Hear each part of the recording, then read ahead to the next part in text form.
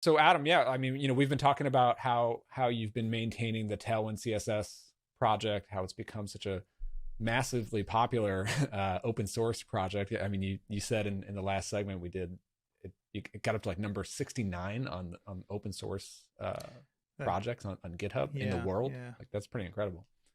But what you were saying there was, we were talking about how the popularity can become, it can start to like sort of overrun a project. We were talking about these other yeah, projects out there with like 1,200 or so like open issues, and we want to get into here like how you can actually build and maintain. You have built a really successful business with sure, revenue and employees yeah. and incredible profitability and everything. Uh, with I guess you call it like Tailwind Labs now, right? Hmm. Um, I'd like to get into like how do you maintain the focus as a business and being able to keep your priorities straight, without getting too overrun with the issues. So like, what is why don't we start here? Like what does your team look like today? So we're recording this here in early 2022. You're several years into Yeah, working on Tailwind here. So like, what does your team sort of look like sure. today? So we're 8 people right now. So it started with me and Steve, who are sort of the founders. And we actually started this business when we started working on the refactoring UI book. So that company is what became Tailwind Labs when we worked on the Tailwind UI product. Um, and all the Tailwind stuff has sort of become the focus since then. So it started as Steve and I as just sort of the founders, with me sort of in the sort of technical and strategy and role, and Steve doing the design stuff, and us collaborating a lot on marketing and product strategy and stuff. And then we released Tailwind UI in I think February 2020. We built kind of the initial version of that just ourselves, and it was really successful, and just became a lot of uh, we were kind of overwhelmed with just how much activity there was. There's a Discord. Well, the customers are always asking questions. People are requesting new components. There's maintaining Tailwind that needs to happen still. There's whatever, and it just quickly felt like, man, we are going to be burned to the ground if we don't find some help. So that's when we started building out a team. At this point now we're 8 people. So there's Steve and I. There's Jonathan, who actually helped create Tailwind with me in the early days, and actually finally joined us back in August. And he sort of has a role of I'm trying to figure out the right order to explain some of this stuff in, because there's a bit of a story to it. But Jonathan was sort of brought on to sort of help me and Steve find the space to um, just do the things that we are excited about doing, because we were just spending so much time running the operations of the business, and managing the team and planning out projects and all that stuff, and we just didn't have time to do the things that made the business successful in the first place, like spending a week coming up with a good idea for a Twitter refactoring UI tip or something. Like, we just didn't have that Mm-hmm. space to just be like left alone and be creative and work on things, because we had a team to run. And so we brought Jonathan on to really help take some of that stuff off our shoulders.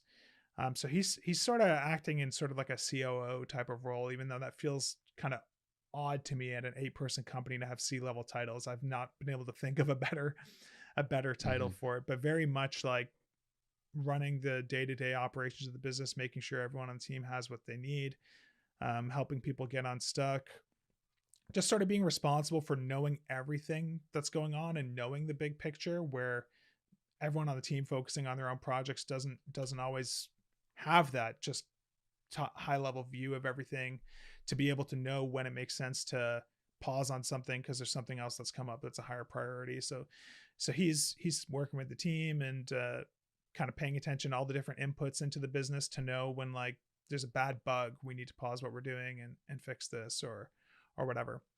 And then Yeah.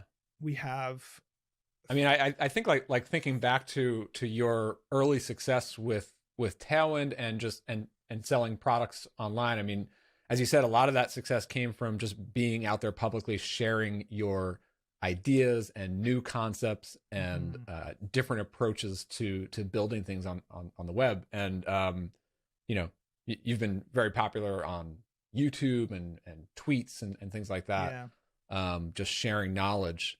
But yeah, I mean, I guess it's sort of like visible in the last like, year, 2 or 3 years, where it's just like it's clear like your projects and business and products have grown to a point where it seems to have crowded out Big time. all of that Yeah. Like sort of like I fun stopped doing my work in podcast, public stuff. Yeah. Yeah, Yeah. for sure. Definitely. And it took me a while to really realize how much that had happened, um, compared to how Mm-hmm. active I was before, doing live streams and doing, you know, prototyping a new idea just because I had a thought and wanted to hack on something for a couple of days. Um, and yeah, I think I didn't pay enough attention to that and let that sort of take over things. And yeah, it was starting to make me kind of unhappy. I was just finding myself really burnt out and not feeling like I had done anything fun in a long time. And Yeah. it's a tough topic because like I love everyone that we work with, and I love working with the team and helping them be successful on the things that they're working on, and they're all doing incredible work for the company. And I think the quality of the stuff that we do is, and the amount of stuff that we do, of course, is more and better than it's ever been. But at the same time, like, I want space to be able to do the stuff that I was doing before, that helped kind of get us to this point. So that's been a really deliberate kind of change in the last few months that's already paid off a lot.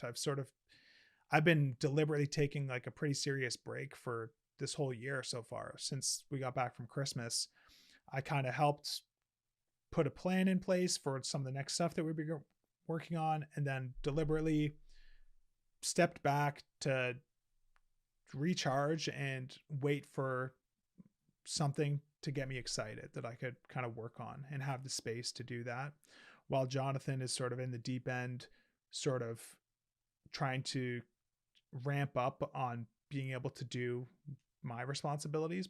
And that's been going really well for sure. um Yeah. yeah. And And it seems like you grew from just you and Steve up to the group of 8 now. Like that, all that growth just happened in like the last, what, like year or two? 2 years. Yeah. Yeah. Yeah, I think in I mean, like I struggle with this a lot too, especially now. It like my SaaS business now is really very different operationally than like audience ops was when I had Mhm. I just kept hiring people to run the same process over and over again. But this one is like we're building stuff and we're maintaining stuff and we're solving new problems for customers all the time. And so I struggle with this too, where it's like, I'm in all these like I go to founder friends and mastermind groups and retreats and stuff with founders, and I talk about the struggles in my operation of my business. And so often the answer that comes back is like, all right, well, you just need to hire for that. You just need to hire, Yeah. delegate that off of your plate to solve that problem. Like the Yeah. easy, quick answer is just hire someone so that you don't have to do that anymore. But it's so much harder and more complicated than that, Big time. Yeah. especially when like it's like, especially when a this is like fundamentally a creative business where Yes. Yes. like you said in the last thing, like we have a certain vision for how things should be designed, Yeah. and that's not to say other people can't bring their talents and ideas to the table. They should, but the process of going from not 0 to 1 but like 1 to 2 or 2 to 3 2 to 4 Yeah. is such a hard jump to make. Yeah. To keep the same level of like ideas flowing. Yeah. Yeah. I agree big time. I think a point I've talked about with friends in the past, and maybe this resonates with you, and maybe I have this totally wrong, but I'm curious to hear your take on it, is I do sort of see there being like sort of two camps in terms of, you go to microconf, for example, and I kind of feel like there's two types of founders at microconf.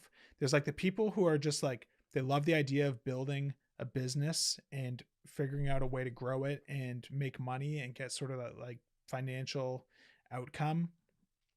And the actual quality of the product and stuff only matters so far as it helps them achieve the goal of like making the business successful. And then there's like the group of Yeah. people who are usually not as good at the business stuff that just love making things, and the drive for them is just making things as good as they can possibly be. Yeah. And if they're not going to make something that even they're inspired by when they look at it, it's not worth doing, you know? It's like there's no joy in it for them without that sort of craftsmanship. And 100%. I'm definitely in that camp, you know? So for me, it is hard to build like an organization with a lot of different people working on things, because if things slip, you know, or the quality is kind of the bare minimum for the company to be successful, I'm just not going to have any interest in the company anymore. Like that would have been easier like years ago when I still was looking for that sort of business success. But at this point, you know, I literally don't need to make another dollar for the rest of my life. And the only reason to do what I do is because I want to make really good things and I want it to be fun. Yeah. So when you're trying to I really, people, it's hard. Yeah. You know, I completely resonate with what you're talking about with like the two camps. And I mean, I too would put myself in that second, like creative camp. And I think the sort of like the misunderstanding that might come across here is that it's not like the folks who want to stay small and create things that they have a high level of integrity. It's not like they don't want to grow a business and they don't want to make money. Of course we want to make money. Mm-hmm. Of course we want to be successful and sustainable and have a great life for our families and all that, you know. But yeah, like maintaining that level of, I mean, I love the analogy you mentioned a long time ago. I think we were talking, or maybe I heard you on a podcast or something. You were saying it's kind of like, you know, like forming a band, like a rock band. Yeah. You know? Yeah, you know, that's like like that an analogy idea I of use like for coming so together much with stuff, a small man. crew. Yeah, it resonates so hard with me because I mean, like I don't want to like create like an assembly line, you know what I mean, where we're like, I think I'm learning more and more over time that it's super important to have systems and stuff in place at companies to make sure everything's running smoothly and stuff like that. But ultimately, like, yeah, I don't care about trying to grow this like really complex organization with all these people doing specific jobs really well. I want to be able to like come to like a virtual space with people that are really awesome, that inspire me, and like do interesting creative things with them, just like being in a band, you know. And another part of that whole analogy that I've used in the past too is like, you know, we've talked about how like code and stuff is art for a lot of people. And the dream, of course, is that you can build the things that you're excited about building the way that you want to build them, and that enough people out there are willing to give you money for that you can keep doing that. I think there's sort of like two types of companies again in that sense. I see companies like Stripe that I feel like are extremely research driven. Like they are always out there talking to customers, taking notes, figuring out what people need, and trying to give people exactly what they need. And I think that's a really good way, of course, to build a really great business that solves a lot of real problems for people. But in my mind, that's also a lot like if you were a band and after every concert, you were like out there, like with a notepad being like, so what song did you like the best? Oh, you like the slower songs better, so we should write more slower songs. Like, fuck that, you know? Like I want to write the songs that I'm excited about, and I just hope enough people buy tickets because they like that music. You know? Yep. So that I feel that way for sure. Yeah, I don't know, that resonates. Yeah. And I think, and again, I think that there's like there's sort of like a middle ground that we should highlight here, where it's like, I find a lot of the creative energy in like finding the problem and then coming up with my best solution that I want to see exist to that problem, not letting the customers dictate definitely how they want the problem designed, you know. And maybe someone does give you an idea, and hopefully it won't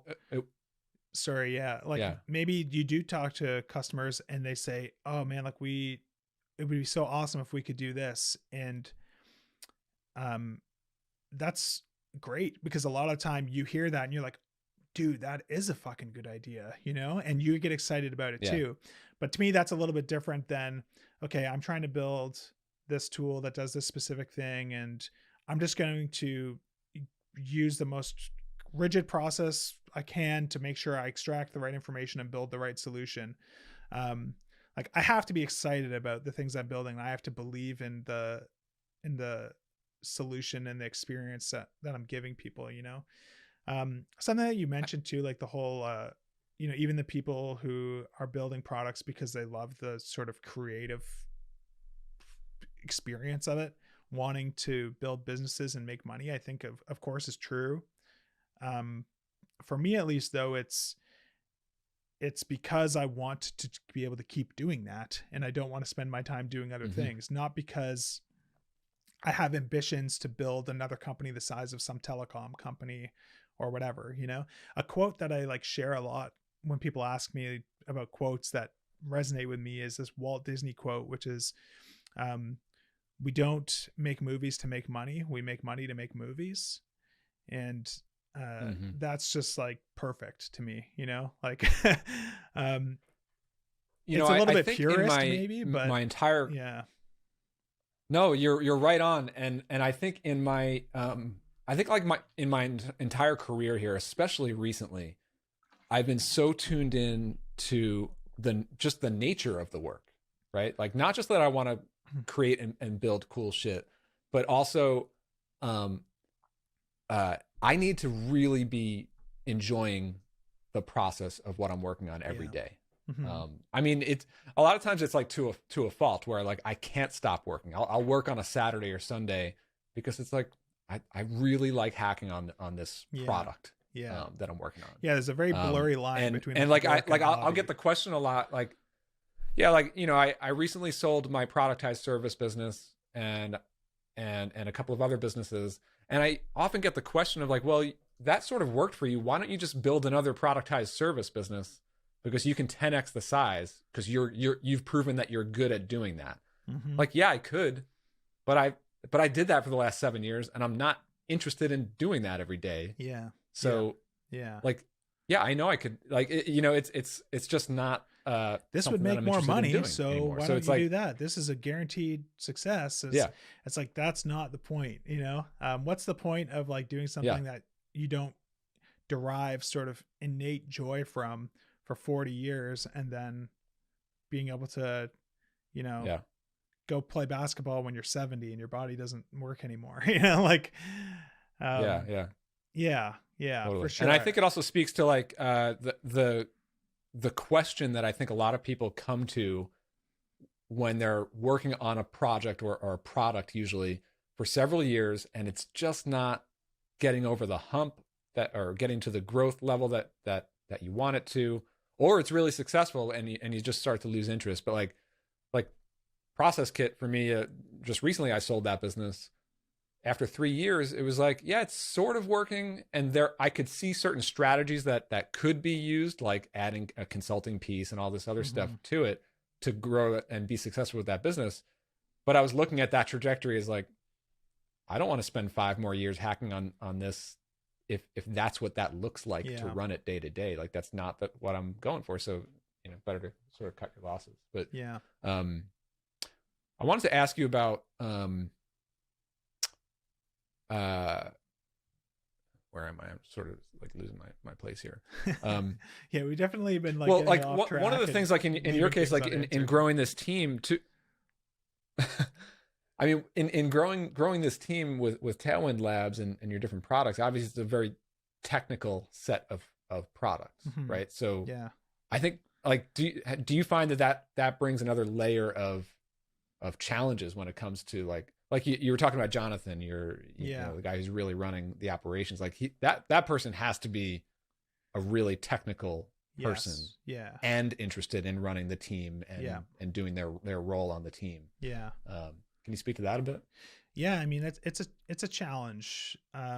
Jonathan is doing awesome in that role. And, yeah, like he's super technical, like I helped him put together his course on database performance in Laravel a couple years ago. You know what I mean? Like that's the sort of stuff that he was doing. And he has his own SaaS app that he built from scratch, runs by himself, that has customers, but it just, doesn't have the real growth potential to make sense for it to be his focus. So, he wanted to come work here on the stuff that we're doing. And for him, like all the management stuff, that is what he's learning that on the job. Like that's a new skill, and it's, yet to be seen if like he's going to really enjoy that for sure long term. Who knows?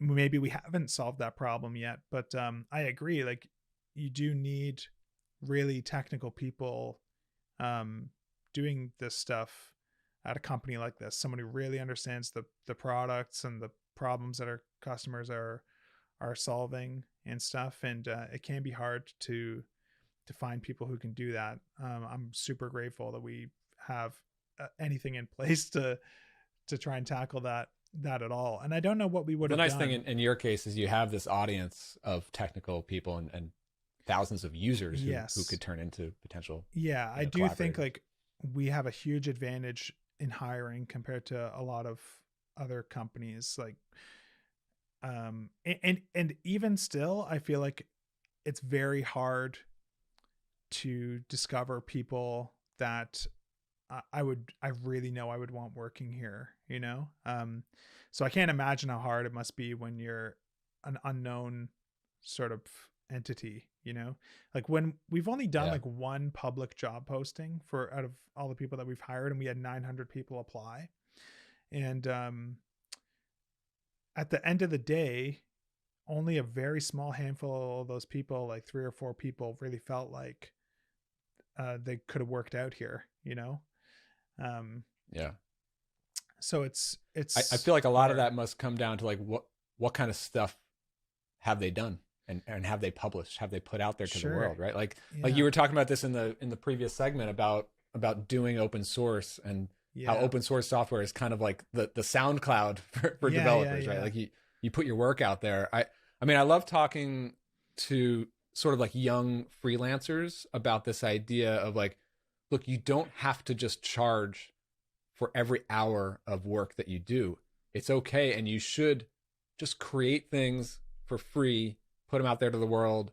You won't make money from them, but you're putting yourself out there by creating products or things out there. And that's what gets the attention of awesome companies. Like they want to get, like, that's the best way to sort of evaluate someone. Sure, you can like review their code, but you're going to get 900 applicants who want you to review their code. The ones who rise to the top are the ones who have something notable, right?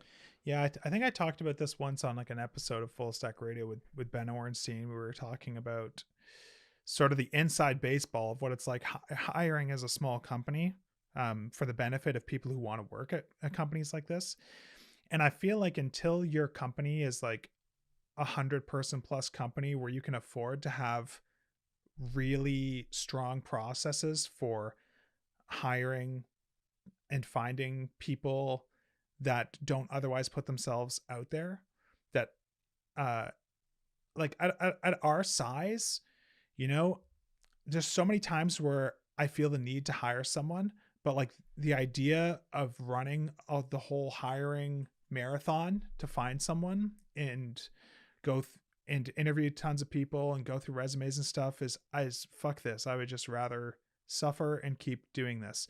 So the only time, like not the only time, but like the way that we tend to hire people is people that we already know and trust, and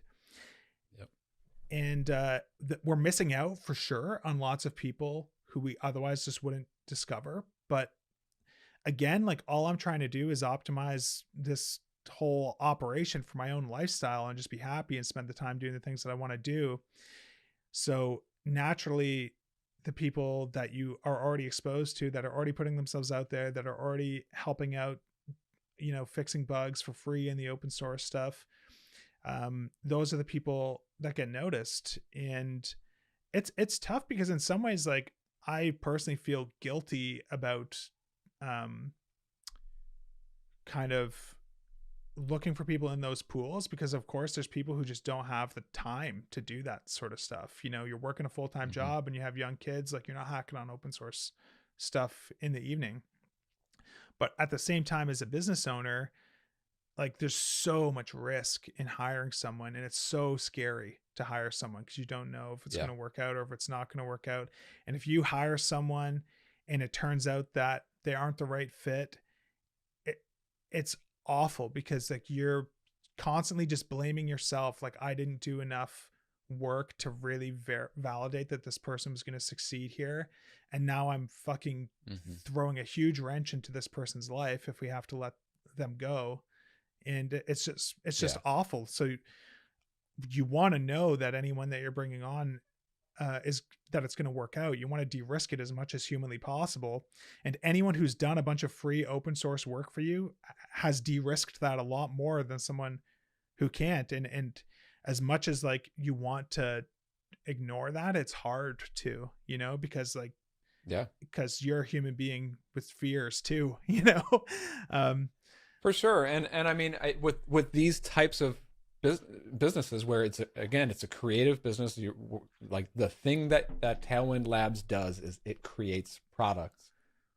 Anything that a potential employee can do to demonstrate their ability to create without you directing them to go create exactly this, but for them to come to the table with ideas of like, here, look at this thing I created just to demonstrate my abilities. I mean, that's got to go a long way. Yeah. I mean, it's super important, or it's a one thing I always look for is, does this person just have ideas that I agree with, without being prompted? Because it just showcases sort of a natural alignment in sort of taste and goals, which is obviously going to work out a lot better, because you don't have these conflicting sort of ideas for how to solve problems as much, So like getting back to, again, like the size and the lifestyle. I mean, I kind of hate that term of like lifestyle business. Yeah. Because I tend to think of my business as a lifestyle business, but I work 40 hours a week on it. Sure. Because I like those hours. It's a good 40 hours. Yeah. Yeah. So where are you at today? I mean, you mentioned like this year you're starting to take a break, take a step back. You've sort of like elevated Jonathan into this role to give you some space, which sounds like a really tremendous move. How are you thinking now about where this is headed over the next year, a couple of years, in terms of your role and the product and everything? Yeah, it's a good question. A couple things. Like one thing is just that, towards the end of last year, I really felt like I was in a bit of a crisis in terms of, I don't have the life that I want. And that seems absurd, because why don't I? There's no reason for me not to have it, other than I'm choosing to do the wrong things or something. And before that, it's easy to look at like, okay, well, I just got to get this business up to making X per month or whatever. And now like I have what I need to be able to get what I want. But financially, I've exceeded any financial goals that I actually have ever had. So it's a scary situation to be in and feel like, okay, I have everything that I thought I needed for me to kind of have the life that I want, but I don't. So shit, I need to figure that out.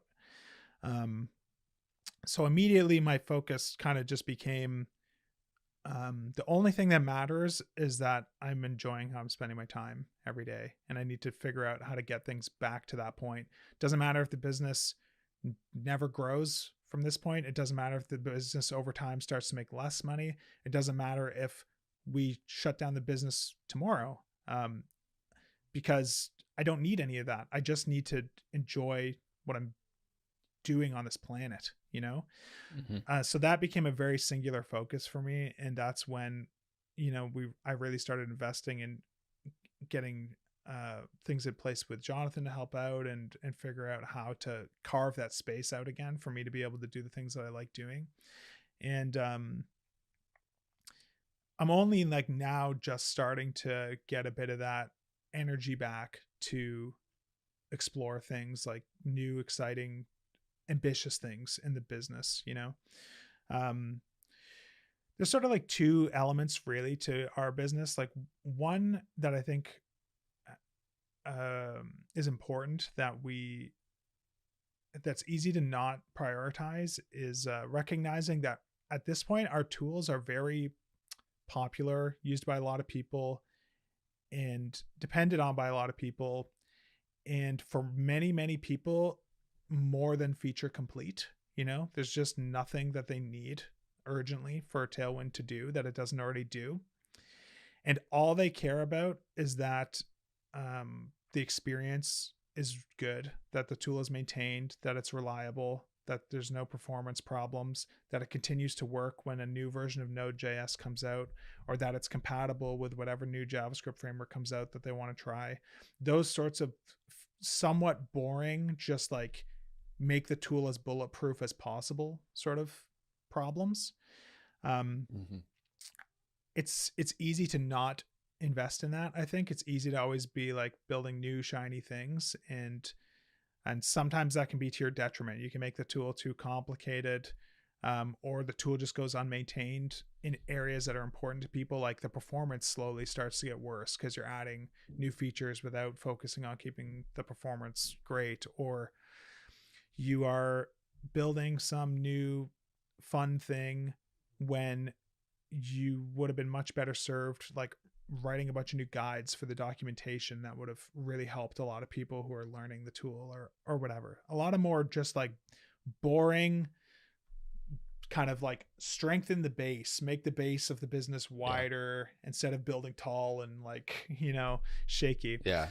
So that's like a bit. I often like get like kind of bogged down with like optimization tasks, right? Like optimizing the code base, optimizing the marketing. Like there's always gaps, and it's always much more fun to just build some new thing than go back and like tweak and get 10% performance improvement here or there. You know? And I think that became like really obvious to me when I started realizing that we had built some things that were slowing us down. Like one concrete example is for Tailwind UI.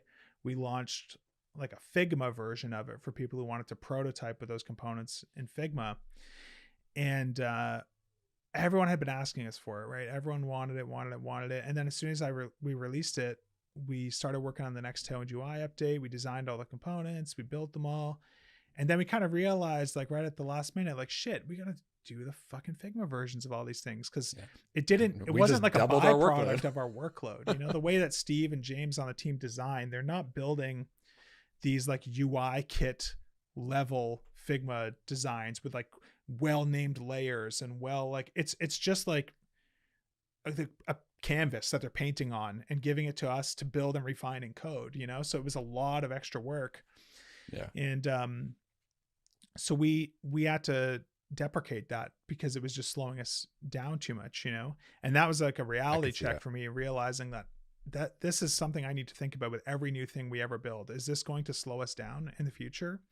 And now I really try to focus on building things that are going to help us move faster in the future, you know?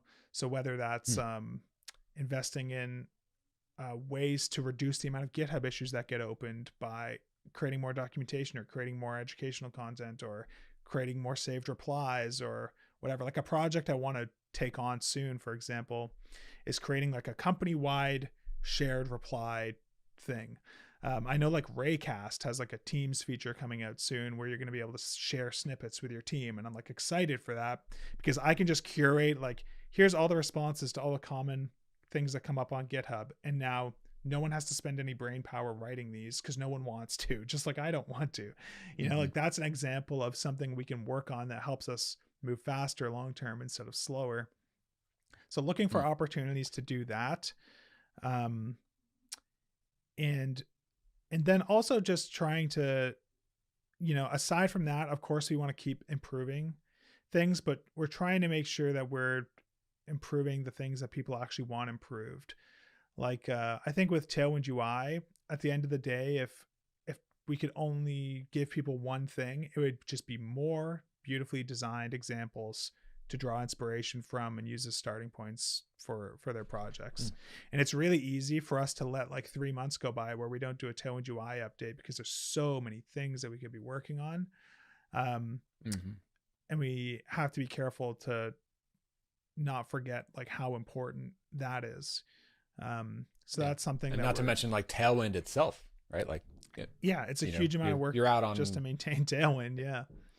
And then just to come out with like new versions of it, I can't imagine. Yeah, like the amount of effort to do like Tailwind 3 was extraordinary. Like we did the whole new website and all that stuff, which wasn't really necessary per se, but history has taught me that the Tailwind releases actually grow our business more than anything. Like when we released Tailwind 2, we saw like I think it was about like a 30 or 40% just like permanent lift in the floor for like what our monthly sales were for the paid product, because there's just the tool is more exciting and popular, so many more and that's people. our funnel for everything. Tailwind 3, like the same thing. It's raised the floor again for what like the stuff, the growth, it's just kind of how well the company is doing. It's pretty incredible. I mean, I wanted to sort of like wrap up this segment with that question about growth, right? Because you mentioned how, you've already far beyond like surpassed your expectations on growth or your goals financially. I know you value like a small team.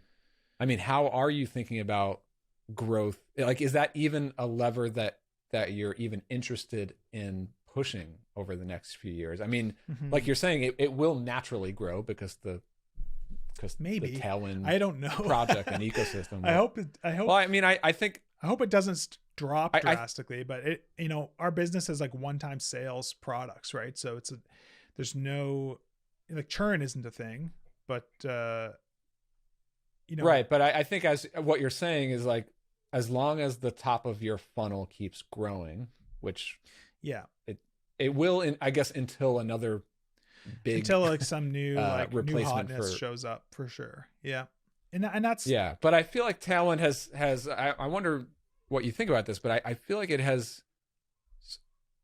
crossed the tipping point where it's sort of just like a unique take on CSS development, where now like it just seems like could just be the circles that we're in, but like the majority of developers that I run into use Tailwind versus not use Tailwind. Like, I think we have more people are. It's a more widely accepted tool now. I still think like Bootstrap is more popular in terms of it's being used by more people on more projects, but I think Tailwind is winning, and not to be winning in like a competitive sense. Like I've always tried to make it clear that I think like Bootstrap is an incredible project. It's one of my biggest inspirations, and I've learned so much from the people who work on that, and I like to consider those guys friends of mine. But just as an example of like where I see Tailwind right now, it does feel like in the circles that I care about, that Tailwind is like the default choice for projects. I think everyone who I think could benefit from using Tailwind and is building the type of sites that Tailwind is good for, at least knows that it exists for those problems. And like I don't know how much exposure is really available, like I feel like we are pretty exposed, which is cool. Well, it's also like I don't know what that means in terms of like where there is to go from there, in terms of like, I talked to Ian I guess Landsman if you just think about Sorry, go ahead. Well, if you just think about the ocean that you're playing in, I mean, it's not niche. It's the ocean of web developers, and every single day there are new people entering the web development industry.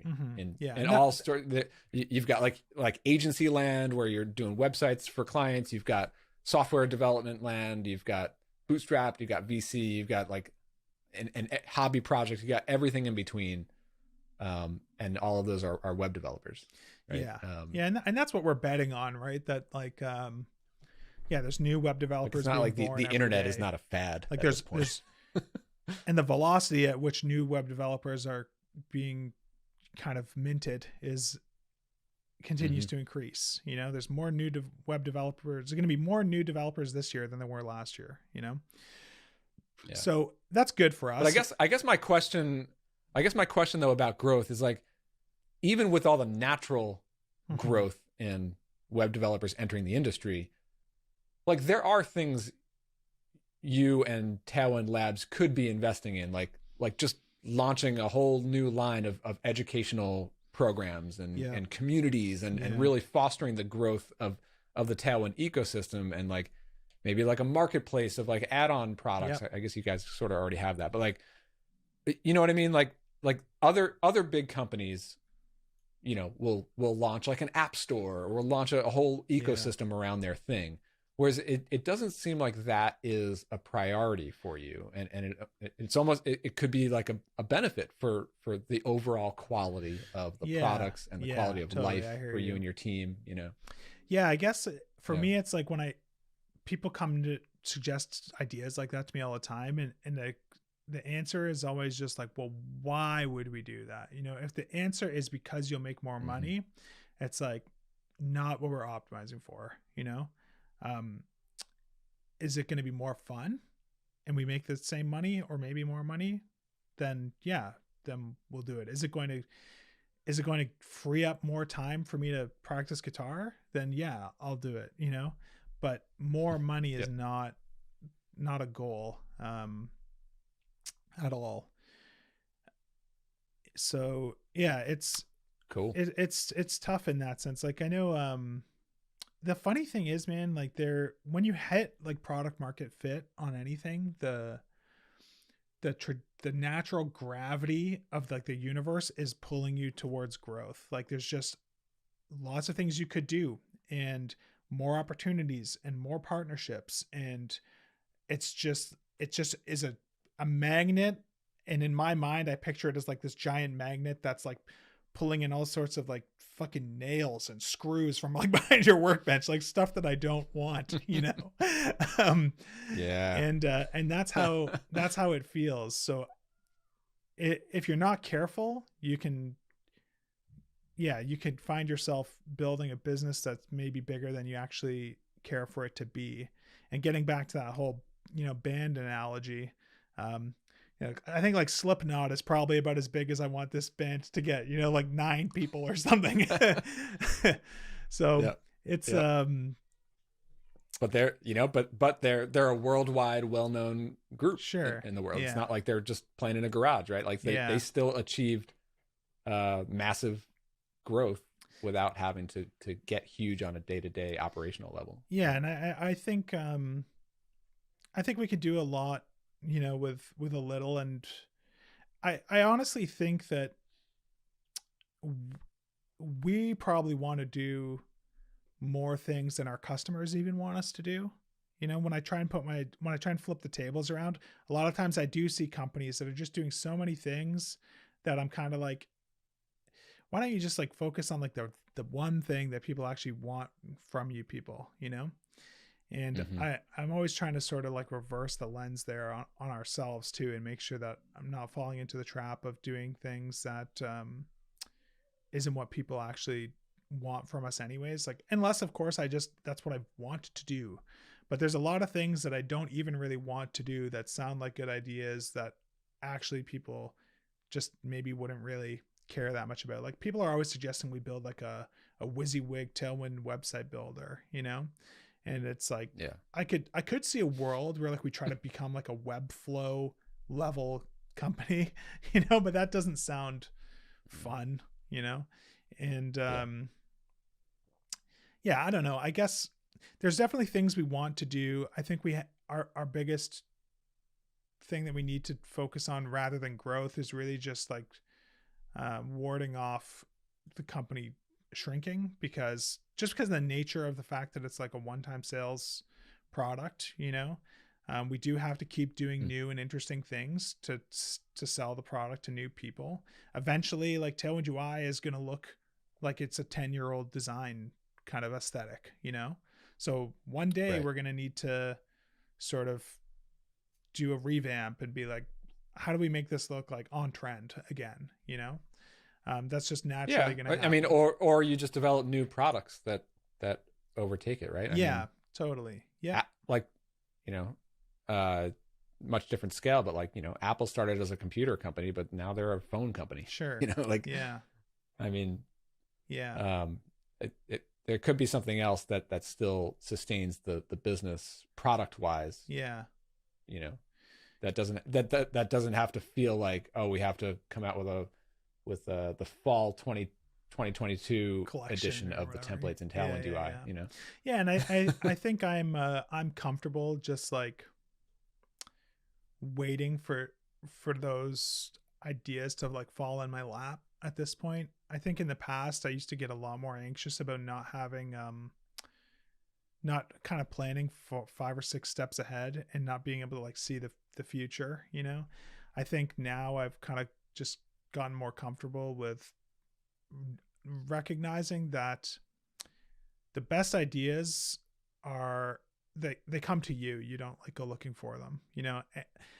Anytime I found myself like sitting down with a notepad trying to like brainstorm SaaS ideas, I know like I'm that's a dark place to be in for me. Like the best ideas for tools just like come to you because like you're facing a problem that could solve right now. But when you start sitting down trying to like force stuff, you're better off just like building something else and using that as like a way to get exposed to more higher potential problems. You know what I mean? I think I wrote like a tweet a couple of years ago that Sawhill actually quoted in his Minimalist Entrepreneur book, which was something like, if you're trying to come up with like an idea for something to build, start a business. Literally any business, doesn't matter if the business is a good idea or a bad idea, you will very quickly be overwhelmed by the amount of things that you think you could do better than like the tools that you're having to use and pay for that have like validated markets, you know.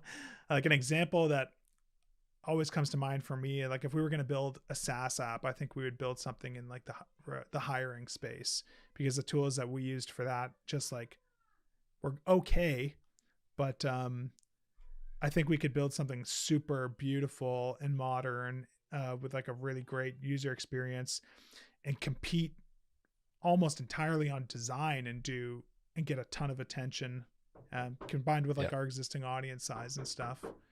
I think I've always had this idea, or I've always noticed with new ideas and things that I create and put out there, like just the idea that the best ideas come really, really fast. Yeah. They like the idea hits you create it and put it out there, because it's like I can't even keep up. It's just flowing off the page. Like that's like the best songs get written like in 10 minutes. Dude, exactly. You know? Like the best songs that I ever felt that I wrote, like I can't write them fast enough because they just came out in 5 minutes. Yeah, exactly. And, like you wrote it in the amount of time it takes to listen to it, you know? The best product names they're the first one you come up with. The best logo is the first one you draw, you know? Yeah. And the one that you try it 100 times and it's just not coming out, it's like you're forcing it. Maybe you get a B+ version eventually in those situations, right? But like the real home runs are the ones that just like they're begging to exist, you know?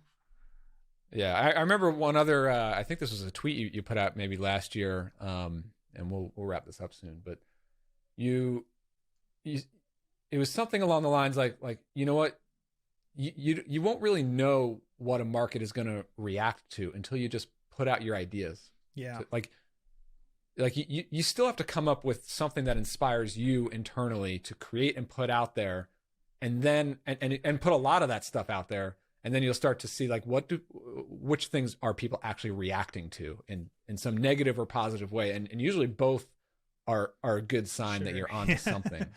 Yeah. You know? And that always sort of, you know, rang true for me as well. Yeah. Like, well, Adam, I think we, Yeah, I mean, you got anything else on Yeah, I that? was just gonna say like a good example of that is Tailwind itself. Like I never set out to make a CSS Yeah. framework. I was live streaming building a SaaS app, and I thought people would watch because they wanted to learn about like test-driven development or how to do like cool stuff with Vue.js or whatever. But every single question was, what CSS framework is this? What CSS framework is this? And it was just CSS I'd written myself, but people were just fascinated with how quickly and productively I was able to style these UIs. And I never thought once that that was going to be a thing that anyone cared about. You know, I didn't even think about that as being an interesting element of it at all. And now that's like my life's work, you know, and like a business that employs 8 people. So yeah. Incredible. Well, it's an incredible story, man. It's been awesome, to get to know you these past few years, and just, watch you build and create amazing things. And like I said, I mean, I personally get so much value literally every single day out of using Tailwind, and I know, a lot of other people listening to this do as well. So yeah. Awesome, man. Thanks yeah. so much. And I hope you don't lose interest in it anytime soon. Yeah, for sure. Really appreciate it.